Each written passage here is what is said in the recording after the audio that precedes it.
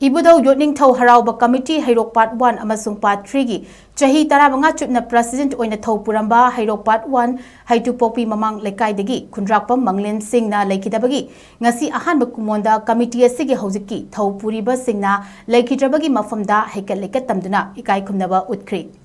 ngasi gi achamba thoram aduda committee gi secretary Khundrakpam Ibom Jana hai Laikidrabana hinglingai matamda Ibudau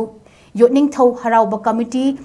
Chahi Taramanga Chupna President Oiduna Lai Harauba Mapumfana Pangtokuna Kungan Chokhatpagi Lamda Kumang Chokshinki Loinana Lai Harauba the Muknaga Pana Anirak Oiki Masigi Matakta Pana Oidringaida Mukna Jatrasu Anirak Oiki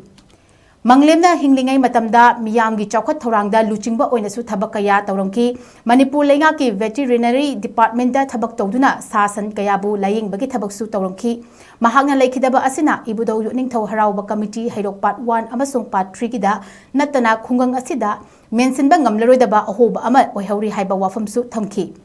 Tungda Thoramadu Saru Yakiba Singna Minute Ani Tumina Laiduna Laikidrabagi Mafamda Mapumfaba Ikai Kundabasu Utki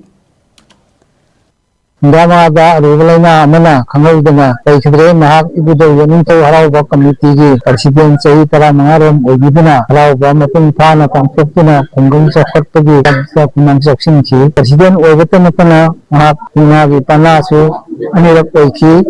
Pana Oidinida Mahak Mungna Jatra Anirak Oibidun Obiram Batanakana Rajagi Chokhat Thoramda Chingdama Oina Thabak Togi Ramni Veterinary Department da Thabak Toduna San Amadi Nganba Jiba Sinda Ahen Balayengba Yoy Amasu Oirum Sargagi Sargiana Ngaudana Laikidabada Kungang Asigi Amadi Yotningthau Harauba Committee na Inkatpang Amoidaba Ahoba Ama Lahoragani Kaigi Khundrakpam Manglin Singana Matam Chadana Laikidabada Awaba Pangdoktuna Minute Ani Tumina Lepniki